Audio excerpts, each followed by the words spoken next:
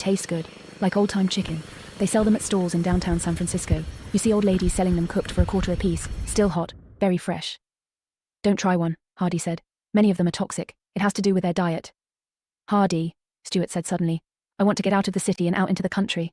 His employer regarded him. It's too brutal here, Stuart said. It's brutal everywhere. Not so much if you get away from town, really far away, say 50 to 100 miles. But then it's hard to make a living. Do you sell any traps in the country? Stuart asked. No, Hardy said. Why not? Vermin live in towns, where there's ruins. You know that. Stuart, you're a wool gatherer. The country is sterile. You'd miss the flow of ideas that you have here in the city. Nothing happens. They just farm and listen to the satellite. Anyhow, you're apt to run into the old race prejudice against Negroes out in the country. They've reverted to the old patterns.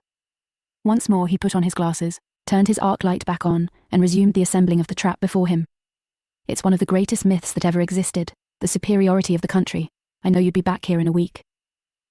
I'd like to take a line of traps, say, out around Napa, Stuart persisted. Maybe up to the St. Helena Valley. Maybe I could trade them for wine. They grow grapes up there, I understand, like they used to. But it doesn't taste the same, Hardy said. The ground is altered. The wine is... He gestured.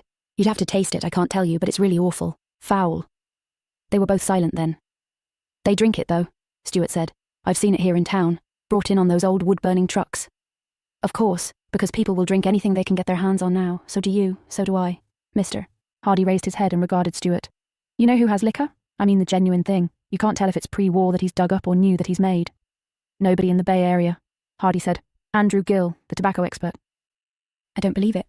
He sucked in his breath, fully alert now. Oh, he doesn't produce much of it. I've only seen one bottle, a fifth of brandy. I had one single drink from it. Hardy smiled at him crookedly, his lips twitching. You would have liked it. How much does he want for it? He tried to sound Casal. More than you have to pay. And it tastes like the real thing? The pre-war? Hardy laughed and returned to his trap assembling. That's right. I wonder what sort of a man Andrew Gill is, Stuart said to himself. Big, maybe, with a beard, a vest, walking with a silver-headed cane, a giant of a man with wavy snow-white hair, imported monocle. I can picture him. He probably drives a Jaguar, converted of course now to wood, but still a great powerful Mark 16 saloon. Seeing the expression on Stuart's face, Hardy leaned toward him. I can tell you what else he sells. English briar pipes? Yes, that too. Hardy lowered his voice. Girly photos. In artistic poses, you know. Oh, Christ, Stuart said, his imagination boggling. It was too much. I don't believe it. God's truth. Genuine pre-war girly calendars from as far back as 1950. They're worth a fortune, of course. I've heard of $1,000 silver changing hands over a 1962 Playboy calendar. That's supposed to have happened somewhere back east, in Nevada, somewhere like that. Now Hardy had become pensive. He gazed off into space, his vermin trap forgotten. Where I worked when the bomb fell, Stuart said, at Modern TV, we had a lot of girly calendars downstairs in the service department. They were all incinerated, naturally. At least so he had always assumed. Hardy nodded in a resigned way. Suppose a person were poking around in the ruins somewhere, Stuart said, and he came onto an entire warehouse full of girly calendars. Can you imagine that? His mind raced. How much could he get? Millions. He could trade them for real estate. He could acquire a whole county. Right, Hardy said, nodding. I mean, he'd be rich forever. They make a few in the Orient in Japan, but they're no good. I've seen them, Hardy agreed. They're crude. The knowledge of how to do it has declined, passed into oblivion. It's an art that has died out. Maybe forever. Don't you think it's partly because there aren't the girls anymore who look like that? Stuart said. Everybody's scrawny now and have no teeth. The girls, most of them now, have burn scars from radiation, and with no teeth, what kind of a girly calendar does that make? Shrewdly, Hardy said, I think the girls exist. I don't know where. Maybe in Sweden or Norway, maybe in out-of-the-way places like the Solomon Islands. I'm convinced of it from what people coming in by ship say. Not in the US or Europe or Russia or China, any of the places that were hit. I agree with you there. Could we find them, Stuart said, and go into the business? After considering for a little while, Hardy said, There's no film. There are no chemicals to process it. Most good cameras have been destroyed or have disappeared. There's no way you could get your calendars printed in quantity, if you did print them. But if someone could find a girl with no burns and good teeth, the way they had before the war... I'll tell you, Hardy said, what would be a good business? I've thought about it many times. He faced Stuart meditatively. Sewing machine needles. You could name your own price. You could have anything. Gesturing, Stuart got up and paced about the shop. Listen, I've got my eye on the big time. I don't want to mess around with selling anymore. I'm fed up with it. I sold aluminum pots and pans and encyclopedias and TV sets, and now these vermin traps. They're good traps and people want them. but I just feel there must be something else for me. Hardy grunted, frowning. I don't mean to insult you, Stuart said, but I want to grow. I have to. You either grow or you go stale. You die on the vine. The war set me back years. It set us all back. I'm just where I was 10 years ago, and that's not good enough. Scratching his nose, Hardy said, what did you have in mind? Maybe I could find a mutant potato that would feed everybody in the world. Just one potato. I mean a type of potato. Maybe I could become a plant breeder, like Luther Burbank. There must be millions of freak plants growing around out in the country, like there are all those freak animals and funny people here in the city. Hardy said, maybe you could locate an intelligent being. I'm not joking about this, Stuart said quietly. They faced each other, neither speaking. It's a service to humanity, Hardy said at last, to make homeostatic vermin traps that destroy mutated cats and dogs and rats and squirrels. I think you're acting infantile. Maybe your horse being eaten while you were over in South San Francisco. Entering the room, Ella Hardy said, dinner is ready, and I'd like to serve it while it's hot. It's baked cod head and rice, and it took me 3 hours standing in line down at East Shore Freeway to get the cod head. The two men rose to their feet. You'll eat with us? Hardy asked Stuart. At the thought of the baked fish head, Stuart's mouth watered. He could not say no, and he nodded, following after Mrs. Hardy toward the little combination living room and kitchen in the rear of the building. It had been a month since Bea had tasted fish. There were almost none left in the bay any longer. Most of the schools had been wiped out and had never returned, and those that were caught were often radioactive. But it did not matter. People had become able to eat them anyhow. People could eat almost anything. Their lives depended on it. The little Keller girl sat shivering on the examination table, and Dr. Stockstill, surveying her thin, pale body, thought of a joke which he had seen on television years ago, long before the war. A Spanish ventriloquist speaking through a chicken. The chicken had produced an egg. My son, the chicken said, meaning the egg. Are you sure? The ventriloquist asked. It's not your daughter. And the chicken, with dignity, answered, I know my business. This child was Bonnie Keller's daughter, but, Dr. Stockstill thought, it isn't George Keller's daughter. I am certain of that. I know my business. Who had Bonnie been having an affair with 7 years ago? The child must have been conceived very close to the day the war began, but she had not been conceived before the bomb fell. That was clear. Perhaps it was on that very day, he ruminated. Just like Bonnie, to rush out while the bomb was falling, while the world was coming to an end, to have a brief, frenzied spasm of love with someone, perhaps some man she did not even know, the first man she happened onto. And now this. The child smiled at him, and he smiled back. Superficially, Edie Keller appeared normal. She did not seem to be a funny child. How he wished, God damn it, that he had an X-ray machine, because... He said aloud, tell me more about your brother. Well, Edie Keller said in her frail, soft voice, I talk to my brother all the time, and sometimes he answers, but more often he's asleep. He sleeps almost all the time. Is he asleep now? For a moment the child was silent. No, he's awake. Rising to his feet and coming over to her, Dr. Stockstill said, I want you to show me exactly where he is. The child pointed to her left side, low down, near, he thought, the appendix. The pain was there. That had brought the child in. Bonnie and George had become worried. They knew about the brother, but they assumed him to be imaginary, a pretend playmate which kept their little daughter company. He himself had assumed so at first. The chart did not mention a brother, and yet Edie talked about him. Bill was exactly the same age as she. Born, Edie had informed the doctor, at the same time as she, of course.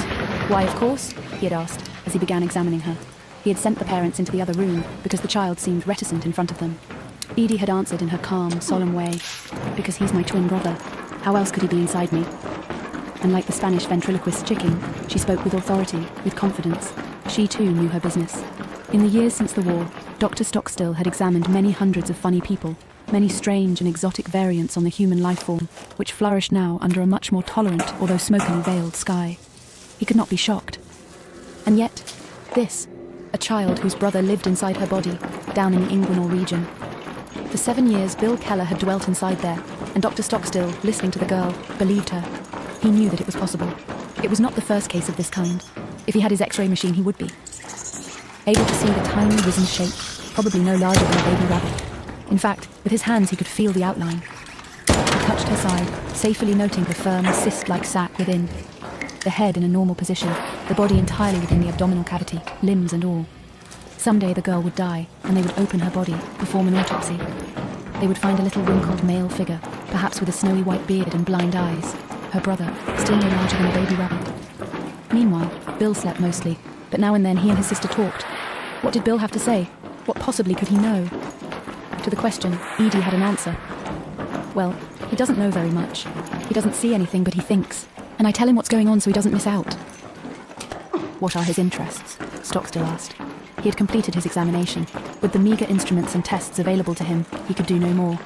He had verified the child's account, and that was something, but he could not see the embryo or consider removing it. The latter was out of the question, desirable as it was. Edie considered and said, well, he likes to hear about food. Food? Stockstill said, fascinated. Yes, he doesn't eat, you know. He likes me to tell him over and over again what I had for dinner, because he does get it after a while. I think he does anyhow. Wouldn't he have to deliver? Yes, Stockstill agreed. He gets it from me, Edie said, as she put her blouse back on, buttoning it slowly. And he wants to know what's in it. He especially likes it if I have apples or oranges, and he likes to hear stories. He always wants to hear about places, far away, especially like New York. My mother tells me about New York, so I told him. He wants to go there someday and see what it's like. But he can't see. I can, though, Edie pointed out. It's almost as good. You take good care of him, don't you? Stockstill said, deeply touched. To the girl, it was normal. She had lived like this all her life. She did not know of any other existence. There is nothing, he realized once more, which is outside nature. That is a logical impossibility. In a way, there are no freaks, no abnormalities, except in the statistical sense. This is an unusual situation, but it's not something to horrify us. Actually, it ought to make us happy. Life per se is good, and this is one form which life takes. There's no special pain here, no cruelty of suffering. In fact, there is solicitude and tenderness. I'm afraid, the girl said suddenly, that he might die someday. I don't think he will, Stockstill said. What's more likely to happen is that he'll get larger, and that might pose a problem. It might be hard for your body to accommodate him. What would happen then? Edie regarded him with large, dark eyes. Would he get born then? No, Stockstill said. He's not located that way. He would have to be removed surgically. But he wouldn't live. The only way he can live is as he's living now, inside you. Parasitically, he thought, not saying the word aloud. We'll worry about that when the time comes, he said, patting the child on the head. If it ever does. My mother and father don't know, Edie said. I realise that, Stockstill said. I told them about him, Edie said. But, she laughed. Don't worry, just go on and do what you'd ordinarily do. It'll all take care of itself. Edie said, I'm glad I have a brother. He keeps me from being lonely. Even when he's asleep, I can feel him there. I know he's there. It's like having a baby inside me. I can't wheel him around in a baby carriage or anything like that, or dress him. But talking to him is a lot of fun. For instance, I get to tell him about Mildred. Mildred? He was puzzled. You know, the child smiled at his ignorance. The girl that keeps coming back to Philp and spoils his life. We listen every night. The satellite. Of course. It was Dangerfield's reading of the Morn book. Eerie, Dr. Stockstill thought. This parasite swelling within her body, in unchanging moisture and darkness, fed by her blood, hearing from her in some unfathomable fashion a second-hand account of a famous novel. It makes Bill Keller part of our culture. He leads his grotesque social existence too. God knows what he makes of the story. Does he have fantasies about it, about our lives? Does he dream about us? Bending, Dr. Stockstill kissed the girl on her forehead. Okay, he said, leading her towards the door. You can go now. I'll talk to your mother and father for a minute. There are some very old genuine imperial magazines out in the waiting room that you can read. Be careful with them. And then we can go home and have dinner, Edie said happily, opening the door to the waiting room. George and Bonnie rose to their feet, their faces taut with anxiety. Come in, Stockstill said to them. He shut the door after them. No cancer, he said, speaking to Bonnie in particular, whom he knew so well. It's a growth, of course, no doubt of that. How large it may get, I can't say. But I'd say, don't worry about it. Perhaps by the time it's large enough to cause trouble, our surgery will be advanced enough to deal with it. The Kellers sighed with relief. They trembled visibly. You could take her to the UC hospital in San Francisco, Stockstill said. They are performing minor surgery there. But frankly, if I were you, I'd let it drop. Much better for you not to know, he realised. It would be hard on you to have to face it, especially you, Bonnie. Because of the circumstances involving the conception, it would be so easy to start feeling guilt. She's a healthy child and enjoys life, he said. Leave it at that. She's had it since birth. Has she? Bonnie said. I didn't realise. I guess I'm not a good mother. I'm so wrapped up in community activities. Dr. Stockstill, George Keller broke in. Let me ask you this. Is Edie a special child? Special? Stockstill regarded him cautiously. I think you know what I mean. You mean, is she a funny person? George blanched, but his intense, grim expression remained. He waited for an answer. Stockstill could see that. The man would not be put off by a few phrases. Stockstill said, I presume that's what you mean. Why do you ask? Does she seem to be funny in some fashion? Does she look funny? She doesn't look funny, Bonnie said in a flurry of concern. She held tightly onto her husband's Anna. clinging to him. Christ, that's obvious. She's perfectly normal looking. Go to hell, George. What's the matter with you?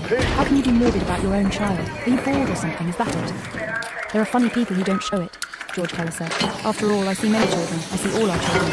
I've developed an ability to tell, a hunch, which usually is proved correct.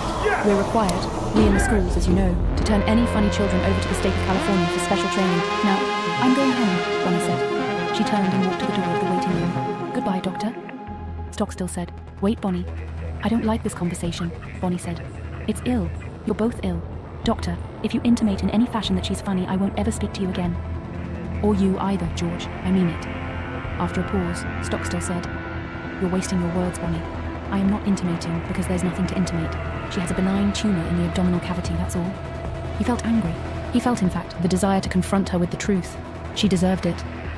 But, he thought, after she has felt guilt, after she's blamed herself for going out and having an affair with some man and producing an abnormal birth, then she will turn her attention to Edie. She will hate her. She will take it out on the child. It always goes like that. The child is a reproach to the parents, in some dim fashion, for what they did back in the old days, or in the first moments of the war, when everyone ran his own crazy way, did his private, personal harm, as he realized what was happening. Some of us killed to stay alive. Some of us just fled. Some of us made fools out of ourselves. Bonnie went wild, no doubt. She let herself go. And she's that same person now. She would do it again, perhaps has done it again. And she is perfectly aware of that. Again, he wondered who the father was. Someday I'm going to ask her point blank, he decided. Perhaps she doesn't even know. It is all a blur to her, that time in our lives, those horrible days. Or was it horrible for her? Maybe it was lovely. She could kick the traces, do what she wanted without fear, because she believed we all did, that none of us would survive. Bonnie made the most of it, he realized, as she always does. She makes the most out of life in every contingency. I wish I were the same. He felt envious as he watched her move from the room toward her child. The pretty, trim woman. She was as attractive now as she had been 10 years ago. The damage, the impersonal change that had descended on them and their lives, did not seem to have touched her. The grasshopper who fiddled. That was Bonnie.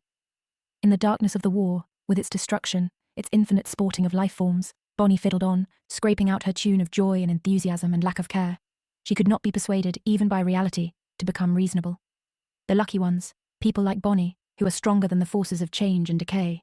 That's what she has eluded, the forces of decay which have set in. The roof fell on us, but not on Bonnie. He remembered a cartoon in Punch. Interrupting his thoughts, Bonnie said, Doctor, have you met the new teacher, Hal Barnes? No, he said, not yet. I saw him at a distance only. You'd like him. He wants to play the cello, except of course he has no cello. She laughed merrily, her eyes dancing with pure life. Isn't that pathetic? Very, he agreed. Isn't that all of us? She said. Our cellos are gone. And what does that leave? You tell me. Christ, Stockstill said. I don't know. I haven't the foggiest idea. Bonnie, laughing, said, Oh, you're so earnest. She says that to me too, George Keller said, with a faint smile. My wife sees mankind as a race of dung beetles labouring away. Naturally, she does not include herself. She shouldn't, Stockstill said. I hope she never does. George glanced at him sourly, then shrugged. She might change, Stockstill thought, if she understood about her daughter. That might do it. It would take something like that. Some odd blow, unprecedented and unanticipated. She might even kill herself. The joy, the vitality, might switch to its utter opposite. Kellers, he said aloud. Introduce me to the new teacher one day soon. I'd like to meet an ex-cello player. Maybe we can make him something out of a washtub strung with baling wire. He could play it with horsetail, Bonnie said practically. The bow we can make. That part is easy. What we need is a big resonating chamber to produce the low notes. I wonder if we can find an old cedar chest. That might do. It would have to be wood, certainly. George said, a barrel, cut in half. They laughed at that. Edie Keller, joining them, laughed too, although she had not heard what her father, or rather Stockstill thought her mother's husband, had said. Maybe we can find something washed up on the beach, George said. I noticed that a lot of wooden debris shows up, especially after storms. Wrecks of old Chinese ships, no doubt, from years ago. Cheerfully, they departed from Dr. Stockstill's office. He stood watching them go, the little girl between them. The three of them, he thought. Or rather the four, if the invisible but real presence within the girl was counted. Deep in thought, he shut the door. It could be my child, he thought. But it isn't, because 7 years ago Bonnie was up in West Marin here, and I was at my office in Berkeley. But if I had been near her that day... Who was up here then, he asked himself, when the bombs fell? Who of us could have been with her that day? He felt a peculiar feeling toward the man, whoever he was. I wonder how he would feel, Stockstill thought, if he knew about his child, about his children. Maybe someday I'll run into him. I can't bring myself to tell Bonnie, but perhaps I will tell him. At the Foresters' Hall, the people of West Marin sat discussing the illness of the man in the satellite. Agitated, they interrupted one another in their eagerness to speak. The reading from Of Human Bondage had begun, but no one in the room wanted to listen. They were all murmuring, grim-faced, all of them alarmed, as June Raub was, to realize what would happen to them if the disc jockey were to die. "He can't really be that sick," Cass Stone, the largest landowner in West Marin, exclaimed. "I never told anybody this, but listen. I've got a really good doctor, a specialist in heart diseases, down in San Rafael. I'll get him to a transmitter somewhere and he can tell Dangerfield what's the matter with him, and he can cure him." "But he's got no medicines up there," old Mrs. Luley, the most ancient person in the community, said. "I heard him say once that his departed wife used them all up." "I've got quinidine," the pharmacist spoke up. "That's probably exactly what he needs, but there's no way to get it up to him." Earl Colvig, who headed the West Marin police, said, "I understand that the army people at Cheyenne are going to make another try to reach him later this year." "Take your quinidine to Cheyenne," Cass Stone said to the pharmacist. "To Cheyenne?" the pharmacist quavered. "There aren't any through roads over the Sierras anymore. I'd never get there." In as calm a voice as possible, June Raub said, "Perhaps he isn't actually ill. Perhaps it's only hypochondria, from being isolated and alone up there all these years. Something about the way he detailed each symptom made me suspect that." However, hardly anyone heard her. The 3 representatives from Bolinas, she noticed, had gone quietly over beside the radio and were stooping down to listen to the reading. "Maybe he won't die," she said, half to herself. At that, the glasses man glanced up at her. She saw on his face an expression of shock and numbness, as if the realization that the man in the satellite might be sick and would die was too much for him. The illness of his own daughter, she thought, had not affected him so. A silence fell over the people in the furthest part of the hall, and June Raub looked to see what had happened. At the door, a gleaming platform of machinery had rolled, and to sight Hoppy Harrington had arrived. "Hoppy, you know what?" Cass Stone called. "Dangerfield said he's got something wrong with him, maybe his heart." They all became silent, waiting for the faux communist to speak. Hoppy rolled past them and up to the radio. He halted his mobile, sent one of his manual extensions over to delicately diddle at the tuning knob. The 3 representatives from Bolinas respectfully stood aside. Static rose, then faded, and the voice of Walt Dangerfield came in clear and strong. The reading was still in progress, and Hoppy, in the center of his machinery, listened intently. He, and the others in the room, continued to listen without speaking, until at last the sound faded out as the satellite passed beyond the range of reception. Then, once again, there was only the static. All of a sudden, in a voice exactly like Dangerfield's, the Philp said, "Well, my dear friends, what'll we have next to entertain us?" This time the imitation was so perfect that several people in the room gasped. Others clapped, and Hoppy smiled. "How about some more of that juggling?" the pharmacist called. "I like that." "Juggling," the Philp said, this time exactly in the pharmacist's quavering, prissy voice. "I like that." "No," Cass Stone said. "I want to hear him do Dangerfield. Do some more of that, Hoppy. Come on." The Philp spun his mobile around so that he faced the audience. "Hoo-da-hoo-da-hoo," he chuckled in the low, easygoing tones which they all knew so well. June Raub caught her breath. It was eerie, the Philp's ability to mimic. It always disconcerted her. If she shut her eyes, she could imagine that it actually was Dangerfield still talking, still in contact with them. She did so, deliberately pretending to herself. "He's not sick, he's not dying," she told herself. "Listen to him." As if in answer to her own thoughts, the friendly voice was murmuring, "I've got a little pain here in my chest, but it doesn't amount to a thing. Don't worry about it, friends. Upset stomach, most likely. Overindulgence, and what do we take for that? Does anybody out there remember?" A man in the audience shouted, "I remember. Alkalis with Alka-Seltzer." "Hoo-da-hoo-da-hoo," the warm voice chuckled. "That's right. Good for you. Now let me give you a tip on how to store gladiola bulbs all through the winter without fear of annoying pests. Simply wrap them in aluminum foil." People in the room clapped, and June Raub heard someone close by her say, "That's exactly what Dangerfield would have said." It was the glasses man from Bolinas. She opened her eyes and saw the expression on his face. I must have looked like that, she realized, that night when I first heard Hoppy imitating him. The shelves once. "And now," Hoppy continued, still in Dangerfield's voice, "I'll perform a few feats of skill that I've been working on. I think you'll all get a bang out of this, dear friends. Just watch." Eldon Blaine, the glasses man from Bolinas, saw the Philp place a coin on the floor several feet from his mobile. The extensions withdrew, and Hoppy, still murmuring in Dangerfield's voice, concentrated on the coin, until all at once, with a clatter, it slid across the floor toward him. The people in the hall clapped. Flushing with pleasure, the Philp nodded to them, and then once more set the coin down away from him, this time farther than before. Magic, Eldon thought. What Pat said, the Phocies can do that in compensation for not having been born with arms or legs. It's nature's way of helping them survive. Again the coin slid toward the mobile, and again the people in the Foresters' Hall applauded. To Mrs. Raub, Eldon said, "He does this every night?" "No," she answered. "He does various tricks. I've never seen this one before, but of course I'm not always here. I have so much to do, helping to keep our community functioning. It's remarkable, isn't it?" Action at a distance, Eldon realised. Yes, it is remarkable. You're back. And we must have him, he said to himself. No These doubt are hard now. to find. For when Walt Dangerfield dies, and it is becoming obvious that he will soon, we would have this memory of him, this reconstruction, embodied in this phos, like a phonograph record, to be played back forever. "Does he frighten you?" June Raub asked. "No," Eldon said. "Should he?" "I don't know," she said in a thoughtful voice. "Has he ever transmitted to the satellite?" Eldon asked.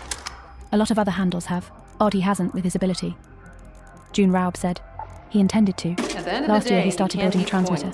He's been working on it off and on, but evidently nothing came of it. He tries all sorts of projects. He's always busy. You can see the tower. Come outside a minute and I'll show you." He followed her to the door of the Foresters' Hall. Together they stood outside in the darkness until they were able to see.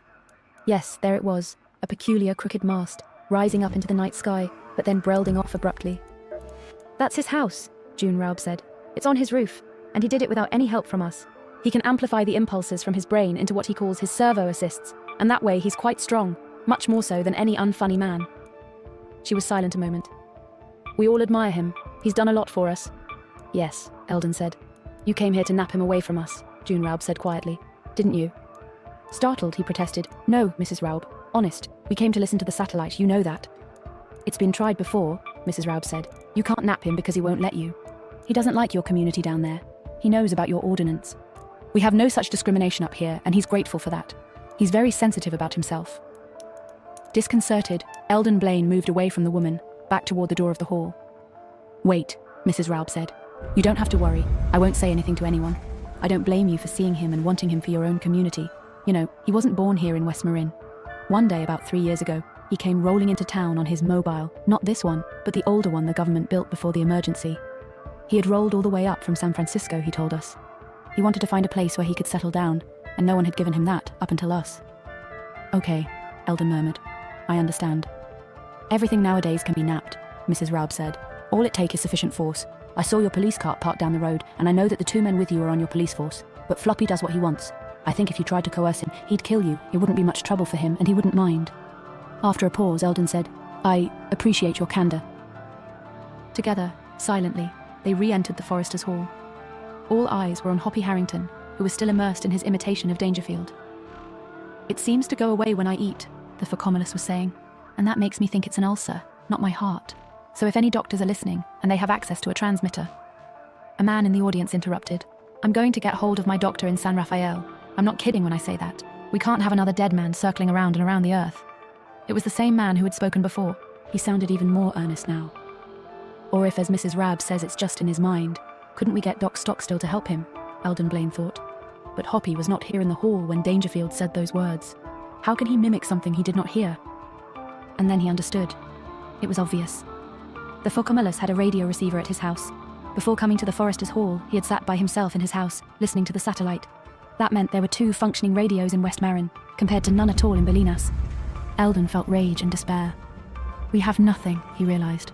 And these people here have everything, even an extra private radio set, for just one person alone. It's like before the war, he thought blindly. They're living as good as then. It isn't fair. Turning, he plunged back out of the hall, into the night darkness. No one noticed him. They did not care. They were far too busy arguing about Dangerfield and his health to pay attention to anything else. Coming up the road, carrying a kerosene lantern, 3 figures confronted him. A tall, skinny man, a young woman with dank red hair, and between them a small girl. Is the reading over? The woman asked. Are we too late? I don't know, Eldon said, and continued on past them. Oh, we missed it, the little girl was clamouring. I told you we should have hurried. Well, we'll go on inside anyhow, the man told her, and then their voices faded away as Eldon Blaine, despairing, continued on into the darkness, away from the sounds and presence of other people, of the wealthy West Mariners who had so much.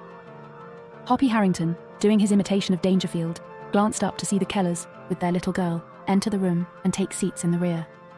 About time, he said to himself, glad of a greater audience. But then he felt nervous, because the little girl was scrutinising him.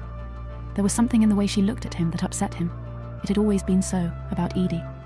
He did not like it, and he ceased suddenly. Go ahead, Hoppy, Castone called. Go on, other voices chimed in. Do that one about Kool-Aid, a woman called. Sing that, the little tune the Kool-Aid twins sing. You know. Kool-Aid, Kool-Aid, can't wait, Hoppy sang, but once more he stopped. I guess that's enough for tonight, he said. The room became silent. My brother, the little Keller girl spoke up. He says that Mr. Dangerfield is somewhere in this room. Hoppy laughed. That's right, he said excitedly. Has he done the reading? Edie Keller asked. Oh yeah, the reading's over, Earl Colvig said. But we weren't listening to that. We're listening to Floppy and watching what he does. He did a lot of funny things tonight, didn't you, Hoppy? Show the little girl that with the coin, June Raub said. I think she'd enjoy that. Yes, do that again, the pharmacist called from his seat. That was good. We'd all like to see that again, I'm sure. In his eagerness to watch, he rose to his feet, forgetting the people behind him. My brother, Edie said quietly, wants to hear the reading. That's what he came for. He doesn't care about anything with a coin. Be still, Bonnie said to her. Brother, Hoppy thought. She doesn't have any brother. He laughed out loud at that, and several people in the audience automatically smiled. Your brother? He said, wheeling his mobile toward the child. Your brother. He halted the mobile directly before her, still laughing.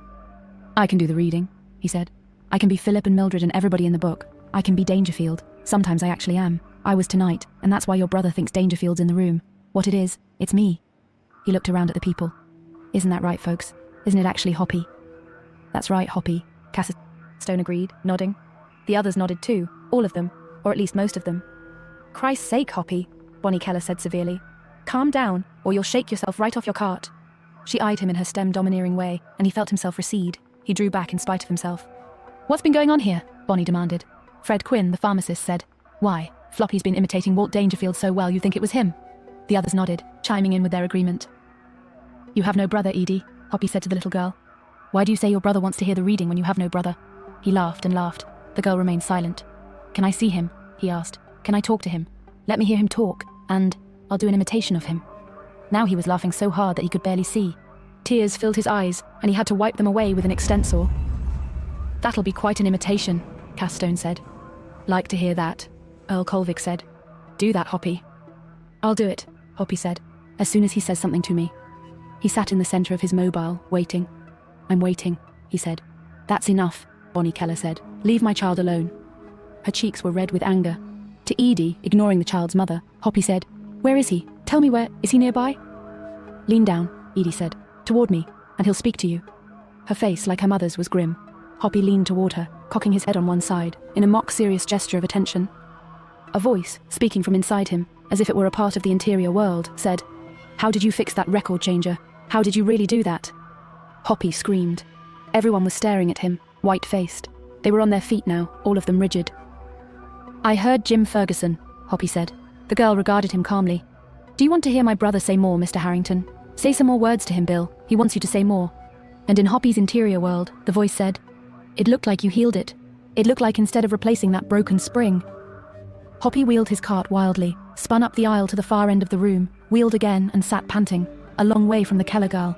His heart pounded and he stared at her. She returned his stare silently, but now with the faint trace of a smile on her lips. You heard my brother, didn't you? She said. Yes, Hoppy said. Yes, I did. And you know where he is? Yes, he nodded. Don't do it again, please. I won't do any more imitations if you don't want me to, okay? He looked pleadingly at her, but there was no response there, no promise. I'm sorry, he said to her. I believe you now. Good Lord, Bonnie said softly. She turned toward her husband as if questioning him. George shook his head but did not answer. Slowly and steadily the child said, You can see him too if you want, Mr. Harrington. Would you like to see what he looks like? No, he said. I don't want to. Did he scare you? Now the child was openly smiling at him, but her smile was empty and cold. He paid you back because you were picking on me. It made him angry, so he did that. Coming up beside Floppy, George Keller said, What happened, Hop? Nothing, he said shortly. Scared me, he thought. Fooled me by imitating Jim Ferguson. He took me completely in. I really thought it was Jim again. Edie was conceived the day Jim Ferguson died. I know because Bonnie told me once, and I think her brother was conceived simultaneously. But it's not true. It wasn't Jim. It was an imitation. You see, the child said, Bill does imitations too. Yes, he nodded, trembling. Yes, he does. They're good. Edie's dark eyes sparkled. Yes, very good, Hoppy said. As good as mine, he thought. Maybe better than mine. I better be careful of him, he thought, of her brother Bill. I better stay away. I really learned my lesson. It could have been Ferguson, he realized. In there. Reborn, what they call reincarnation. The bomb might have done it somehow in a way I don't understand. Then it's not an imitation, and I was right the first time, but how will I know? He won't tell me. He hates me, I guess because I made fun of his sister Edie. That was a mistake. I shouldn't have done that. Hoodie hooda hoo, he said, and a few people turned his way. He got some attention, here and there in the room. Well, this is your old pal, he said. But his heart wasn't in it. His voice shook. He grinned at them, but no one grinned back. Maybe we can pick up the reading a little while more, he said. Edie's brother wants to listen to it. Sending out an extensor, he turned up the volume of the radio, tuned the dial. You can have what you want, he thought to himself, the reading or anything else. How long have you been in there? Only 7 years. It seems more like forever, as if you've always existed. It had been a terribly old, wizened, white thing that had spoken to him. Something hard and small, floating, lips overgrown with downy hair that hung trailing, streamers of it, wispy and dry. I bet it was Ferguson, he said to himself. It felt like him. He's in there, inside that child. I wonder. Can he get out? Edie Keller said to her brother. What did you do to scare him like you did? He was really scared. From within her, the familiar voice said, I was someone he used to know, a long time ago. Someone dead. Oh, she said. So that's it. I thought it was something like that. She was amused. Are you going to do any more to him? If I don't like him, Bill said, I may do more to him. A lot of different things, maybe. How did you know about the dead person? Oh, Bill said, because you know why. Because I'm dead too. He chuckled, deep down inside her stomach. She felt him quiver. No, you're not, she said. You're as alive as I am, so don't say that. It isn't right. It frightened her. Bill said, I was just pretending. I'm sorry. I wish I could have seen his face. How did it look? Awful, Edie said. When you said that, it turned all inward, like a frog's. But you wouldn't know what a frog looks like either. You don't know what anything looks like, so there's no use trying to tell you. I wish I could come out, Bill said plaintively. I wish I could be born like everybody else. Can't I be born later on? Dr. Stockstill said you couldn't. Then can't he make it so I could be? I thought you said. I was wrong, Edie said.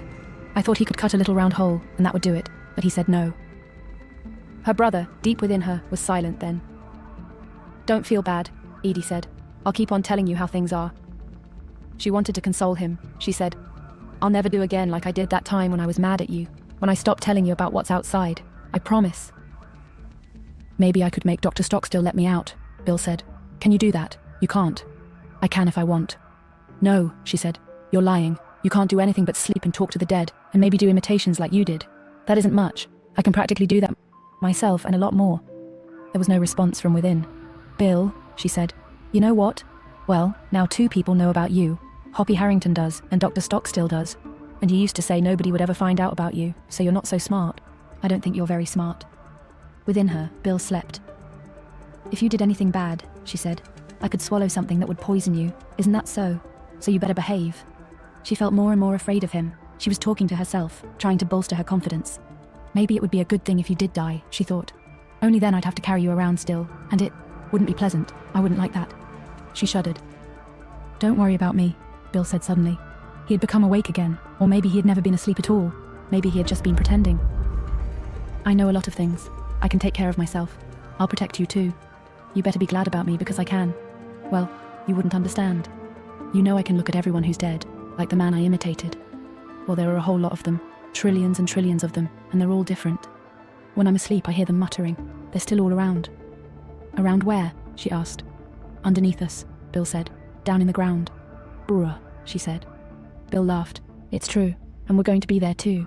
And so is Mommy and Daddy and everybody else. Everybody and everything's there, including animals. That dog's almost there, that one that talks. Not there yet, maybe, but it's the same. You'll see. I don't want to see, she said. I want to listen to the reading. You be quiet so I can listen. Don't you want to listen too? You always say you like it. He'll be there soon too, Bill said. The man who does the reading up in the satellite. No, she said. I don't believe that. Are you sure? Yes, her brother said. Pretty sure. And even before him. Do you know who the glasses man is? You don't, but he'll be there very soon, in just a few minutes. And then later on, he broke off. I won't say. No, she agreed. Don't say please. I don't want to hear. Guided by the tall, crooked mast of Hoppy's transmitter, Eldon Blaine made his way toward the Philp house. It's now or never, he realized. I have only a little time. No one stopped him. They were all at the hall, including the Philp himself. I'll get that radio and nap it, Eldon said to himself. If I can't get him, at least I can return to Bolinas with something. The transmitter was now close ahead. He felt the presence of Hoppy's construction. and then all at once he was stumbling over something. He fell, floundered with his arms out, the remains of a fence, low to the ground. Now he saw the house itself, or what remained of it, foundations and one wall, and in the centre, a patched-together cube, a room made out of debris, protected from rain by tar paper. The mast, secured by heavy guy wires, rose directly behind a little metal chimney. The transmitter was on. He heard the hum, even before he saw the gaseous blue light of its tubes, and from the crack under the door of the tar paper cube, more light streamed out. He found the knob, paused, and then quickly turned it. The door swung open with no resistance, almost as if something inside were expecting him. A friendly, intimate voice murmured, and Eldon Blaine glanced around, chilled, expecting to see, incredibly, the Phocomulus. But the voice came from a radio, mounted on a workbench on which lay tools and meters and repair parts, in utter disorder. Dangerfield, still speaking, even though the satellite surely had passed on. Contact with the satellite such as no one else had achieved, he realized. They even have that, up here in West Marin. But why was the big transmitter on? What was it doing? He began to look hastily around. From the radio, the low, intimate voice suddenly changed. It became harsher, sharper. "Glasses, man," it said. "What are you doing in my house?" It was the voice of Hoppy Harrington, and Eldon stood bewildered, rubbing his head numbly, trying to understand and knowing on a deep, instinctive level that he did not, and never really would. "Hoppy," he managed to say, "where are you?" "I'm here," the voice from the radio said. "I'm coming closer. Wait where you are, Glasses man." The door of the room opened, and Hoppy Harrington, aboard his Phocomobile, his eyes sharp and blazing, confronted Eldon. "Welcome to my home," Hoppy said caustically, and his voice now issued from him and from the speaker of the radio both. "Did you think you had the satellite there on that set?" One of his manual extensions reached out, and the radio was shut off. "Maybe you did, or maybe you will someday." "Well, Glasses man, speak up. What do you want here?" Eldon said, "Let me go. I don't want anything. I was just looking around." "Do you want the radio? Is that it?" Hoppy said, in an expressionless voice. He seemed resigned, not surprised in the least. Eldon said,